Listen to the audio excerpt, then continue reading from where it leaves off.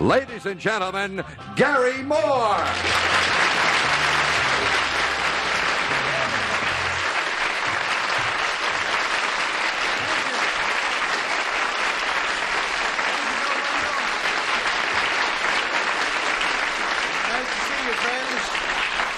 Welcome to another edition of To Tell the Truth. As you have no doubt recognized, I am surrounded by examples of that magnificent American invention called the pinball machine. It's a childish game at best, of course, but people do spend whole evenings sometimes just hanging around places where these pinball machines operate. I personally have no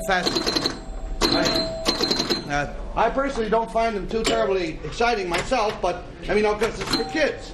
But on the other hand, there are people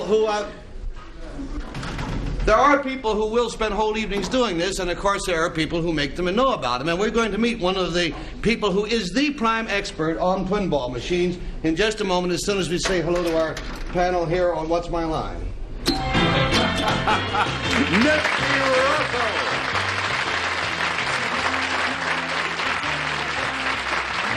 Peggy Cass.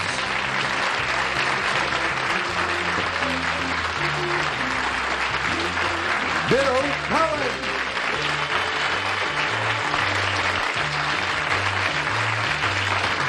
And Kitty Carlisle.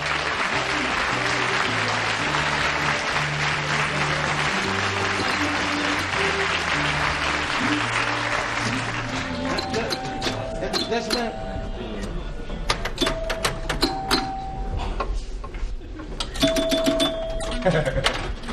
$5,050, that ain't bad. What happened? I just did that, whatever that is. You didn't see us come in. And hi. Hello, panel. As you may have noticed, somewhere here in snuck a panel. We have our usual splendid trio of Cass, Carlisle, and Cullen, known in the trade as Witty, Pretty, and Kitty. And you may decide amongst the three of us which of you that is. I thought it was all about me. As an added starter, we have an old and very valued friend, Mr. Nipsey Russell. Hey, Nip. Nipsey, have you a poem that fits this or any other occasion? Strange you should ask, but I have. How about it? My girl is like a pinball machine. From the waist up, she's really built. But if I try to move in too close on her, her eyes light up and say, tilt. I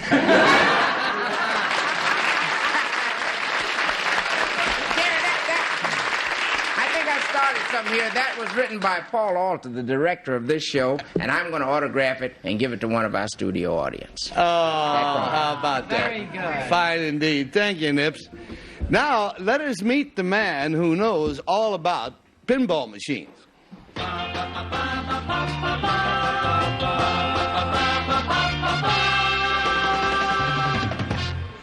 Number one, what is your name, please? My name is Herb Jones. Number two. My name is Herb Jones.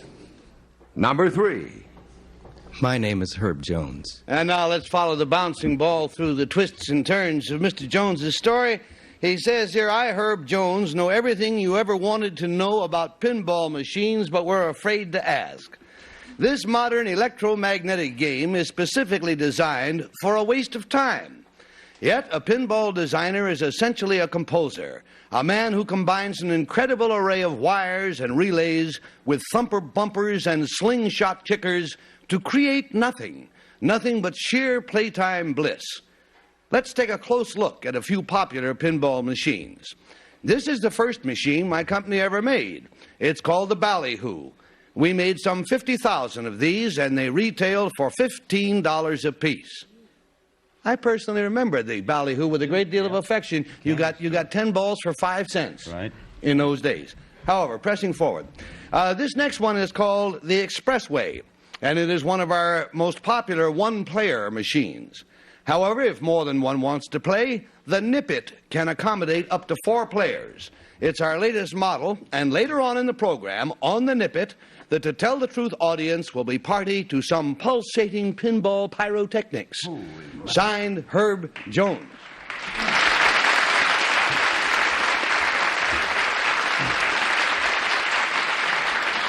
We'll We'll be back to question the three Messrs. Jones, but first we'll drop a slug in the old commercial slot and be right back. Now, I'm sure you remember that we have across from us three gentlemen, all claiming to be Herb Jones, authority on pinball machines. And the first shot this time goes to Miss Kitty Carlisle, It please. says here you can tell us everything we wanted to know about pinball machines, but I know so little I don't even know what to ask. Number 3, do you play this for money? No, only about 4 states in the United States can you pay it for money. I see. Number 2, how much do these machines sell for? Depending on the model, the factory price will run from approximately $475 to $675. Thank you. Number 1, I had to buy one for my son for Christmas. I think it was called a pachinko. What is that? Just a toy. It's not like this. No, not at all. Number 3, when you... Thank you, Kitty. We're going to go down to Nipsey Russell, please. Number 1, what's the cost of this machine here? That's $675. Okay, number 2, why are there no pinball machines in the greatest game-playing city of all, Las Vegas? Well, there are pinballs in Las Vegas. Number... The big reason is because there are slot machines in Las Vegas. I see. Number 2 still, is this a game of luck or is it a game of skill? It's a combination of both. There's a great deal of skill in it. Okay, number 3, did an inventor ever give his name to one of these machines? Yes, Ted Zale. Ted what? Zale. Now, a number back to... Sorry, Nipsey. I think you thought you were on to something. We'll Yes, never I find did. out. Let's go to Peggy. Number 2, why don't they have these in New York? I love to play them. They're not licensed in New York. They don't have them in Chicago either. What is it? Or Because several other cities. they're illegal there or something? They're just illegal in certain cities. They're legal in the state of New York, but certain cities just Gee, don't license them. Okay. Number 3, can you win money on them in New Orleans? No. Number 1, where can you win money on them? Where can you, bet on them? Get paid off in money. We used to get paid off in money when I was a kid. It's illegal except in about 4 states. Well, what are those 4 states? I don't know them offhand. Oh, okay, listen, number 2. Isn't there a time when you get it in the middle and you give it a little bang on the side and it'll keep going back and forth? You used to be able to do that without the tilt going on. Or do you have it wired very closely for tilt? No, you can Fool around. fool around with the machine. You don't fool around too much. Tells us a lot about you, Peggy. Let's go to Bill Cullen. Number 1, what magazine or publication do you consider your number 1 best advertising medium? We have our own publication. Do you advertise in any... Put out by the company. And do you advertise in... Number 2, do you advertise in any other magazines or publications beside your own? We advertise in publications in the industry. Number 3, if I recall correctly, the Ballyhoo, when I first played it, and Gary mentioned he remembered, I remember it only cost a penny. Were those machines at one time geared to be happy with a penny? Originally, they did cost a penny in 1931 when they were first invented. 31? Yes. Yeah, it was before I was born. Both of us, sure. Yes, we weren't around, Gary. That's the reason it cost us a penny. The name of the show is to tell the truth, Fortunately, it doesn't include you. It is time now for us to vote, friends. We mark our ballots according to our opinion as to whether it's number 1 or number 2 or number 3. Our team of challengers, $50 for each wrong vote. We pay them $500 if all the votes are wrong. And Kitty? Well, they were all wonderful. But when Peggy said, could you fool around with it a little bit and maybe give it a push? And number 2 said, don't fool around with it too much. He was protecting his property. All right. We got a 2 going up and Nipsey coming up. Well, I was considering the year in which they were invented, and if the man was in on the primary development, I would say number 2 would probably figure that, and he had the most information. Pair of 2 showing so far, Peg. I voted for number 2, the best philosopher since Aristotle. It's all right to fool around as long as you don't fool around too much.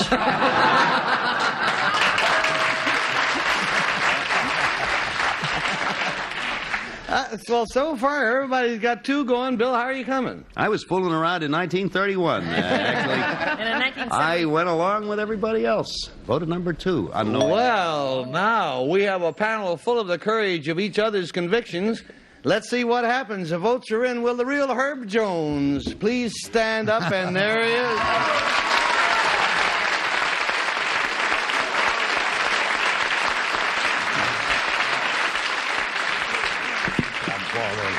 Sorry, gentlemen, some days we just luck out. Number one, tell us about yourself. What's your real name? What do you do? My name is George Sopko. I'm a construction inspector for the Army Corps of Engineers in the flood area of Wilkes-Barre, Pennsylvania. Oh, hey, good. And number three, tell us about you. My name is Robert Quackenbush. I've just completed my 50th book for children, Go Tell Aunt Rhody, which I wrote and illustrate. Great book, Ron. Mr. Jones, we have not established the name of your company. It's a very famous name. They also make slot machines. Yes, Bally Manufacturing Corporation. Yeah, Bally, B-A-L-L-Y. B-A-L-L-Y. And we promised you folks that you were going to have a pinball contest, and the time has come. And our volunteers today, although they didn't know they were volunteers until just this very moment, are Kitty Carlisle and Peggy Cass. And Kitty, because you're closest, you go first. Peggy. One small... You're a pinball machine Oh, I star. haven't done it since. Now, one small Now, what word do of you do? instruction. How do you Kitty. work it? Pull this Yes. back. Now you've got these two little flippers here, which are activated by two little white things on the side. And- the ball comes back here. If you're lucky, you can knock it back into play. I see. Your score will register up there. I'll be at the mic calling out the score. All right. So pull this back and good luck. Who gets the money from these? No money involved in this. It's a sheer skill and enjoyment. And you've got happened? 500 so far. Don't forget your flippers. That's right. Don't forget the flippers, Kitty. No,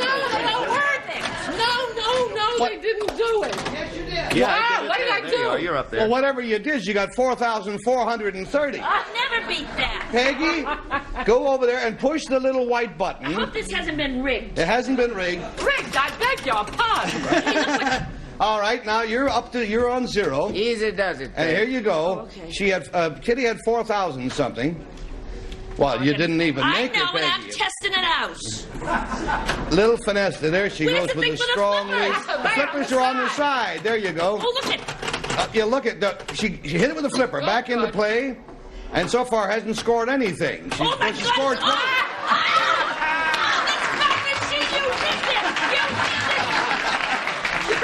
And the score was 4,000 something or other to 20. Peggy, don't be a sorehead. I want to thank you, Mr. Jones. I want to thank you, contestants. And I'll thank you to sit down, Peggy Cass. Thank you, gentlemen all.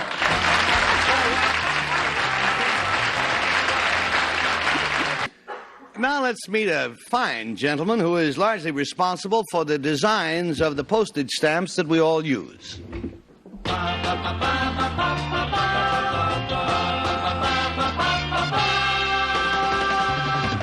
Number one, what is your name, please? My name is Stephen Dohanis.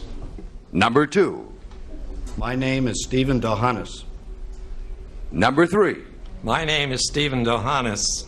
And here is the postscript of Stephen Dohanis. He says, I, Stephen Dohanis, am an artist. I am also chairman of the Postmaster General's Citizen Stamp Advisory Committee and have designed 15 U.S. postage stamps. I would like you to look at 4 of them. This 13-cent stamp is a John F. Kennedy regular issue. It's the 10th in the Prominent American series. This group of 4 6-cent Christmas stamps includes a saddled horse, an engine, a child in a carriage, and a man on a fancy bicycle. Now, here is a stamp designed in 1963 for the American Food for Peace program and the United Nations Freedom from Hunger campaign. And lastly, you see the popular 8-cent stamp featuring the American flag and the White House. Over 20 billion of these have been printed. Incidentally, some of my paintings of the American scene are hanging in prominent museums, and I have done over 100 magazine covers for the Saturday Evening Post. Signed, Stephen Dohanis.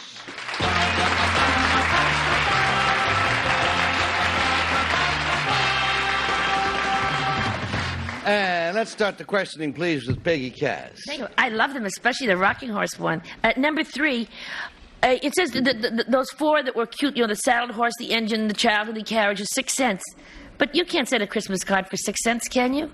Well, you can send a postcard for 6 cents, but a sealed envelope is an 8-cent denomination. Seems a shame to waste all those good stamps on postcards. Well, that's none of my business. Number 2, your stamps are wonderful. Why doesn't the mail get here faster? That's a very good question. Anyway, number two, what does a 13-cent stamp do for a living? I mean, where can it send mail to? That's for overseas. You mean you just say that one 13-cent stamp can get a letter to overseas? That's not airmail. That's just overseas. There mustn't be a rush on those stamps. I mean, yeah, the rowboat stamp. Number one. And from Peggy, we go to Bill Cullen. Whichever one you are, I compliment you because in addition to the position you hold, your art, your painting is actually very fine, whichever one. I won't even look in case anyone should, acknowledge. Look, please. Yeah. Number two, of all the first of all, this committee you have, do they have any power other than advisory? I mean... Well, yes, they do advisory. We do that, and we also select, let's say, the designer for a stamp. It's once we okay, let's say, the occasion, then we go around and pick out who we think would do the best job. Number one, is there a stamp, a reasonably recent stamp, that is a favorite, an all-time favorite of yours? I mean, without going back into Yes, the one that I did, I actually did the painting myself. Which one is the that? The flag over the White House. Number three, one of the stamps that are very popular now and a very beautiful stamp is the one with just the letters L-O-V-E, love, arranged. Is that an original design or is that taken from something? That is Robert Indiana's original design that he made famous, and it finally is now on a stamp and is a very popular stamp. Thank you. And from Bill Cullen to Kitty Carlisle. Number one, are you a stamp collector? No, I'm not a stamp collector, No. but I've gotten interested in it since I've been on the committee. Oh, I see. Number two, when you do your original design, what does it look like? How big is it? Show me with your hand. Well, it's about I see. 5 times the size of original stamp. I see. And is it an etching? No, it's an actual. I do it in tempera, and I paint. It could be in almost anything. Could be in any, temper or oil coloring or something of that nature, and we figure about 5 times. Of course, it is blown up too. We can have it blown up. Thank you. But it's Number about- three. And Nipsey Russell, please. Okay, I'll ask a question of number three. Who decides whose picture goes on a stamp? Well, the requests come into the Postmaster General from all over the country, and then we screen the hundreds of requests. I see. And Thank you must. And number one, are other episodes in our lives depicted other than historical significances? Sure, we've covered. What I have in mind is there any humor? Is there any humor? Oh, or any yes, there's a lot of humor. There's plantation humor. There's humor at Christmas time. Not much humor on the plantation.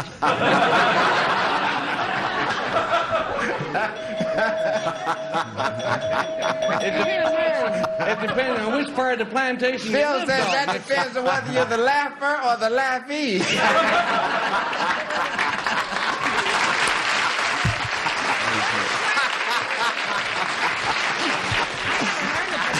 On the basis of what we have learned from the questioning, we mark our ballots and we decide whether it's number one or number two or number three. I think we all know what the penalties are, so we won't go into for that. Peggy, you look pensive. Oh, I never heard of plantation humor. I want to know what's... But I have a wonderful request to make of number three, because that's who I voted for. I'd like to be a stamp. That didn't go over very big. Send in your application. And we're going to go to Bill Cullen. Canceled or uncanceled? I, too, I was all set to vote for number two until he showed the dimensions and then said enlarge 5 times. And I think that's larger than 5. I voted for number 3 in any event. Got a pair of 3s. And Kitty. Well, if Peggy gets to be a stamp, it'll certainly be a collector's item. How do you mean? I would want one myself. That's You why. get a stamp on your foot. Say, now I'm this voting is for number 3. This is a single-minded panel today. On the first spot, everybody went for 2. So far, we got 3 3s. And Nipsey, are you going to make it unanimous, friend? Well, I wanted to ask the question, what was the largest denomination in which a stamp was printed? I didn't get to do it, but on the basis of the answers that I got, and I can't think of a funny flogging, so I voted for number 3. Everybody is for number 3. Last spot, everybody went for number 2, and they were right in the last spot. That's right. The votes are in. Yeah. Will the real Steve DeHanas please stand up, sir?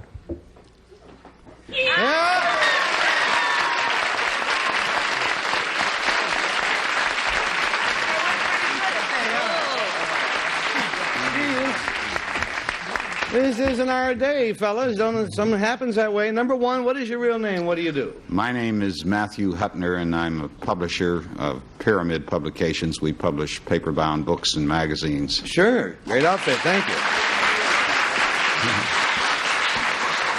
Number two, tell us about yourself. My name is Joseph Moreno. I'm a professor of mathematics at Nassau Community College and Fordham University.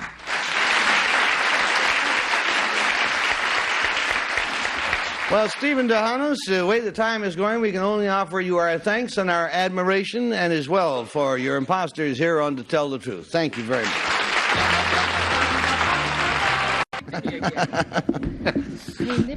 I have time to say nothing except I've enjoyed myself, and I hope it's been shared by you and the panel. Take care.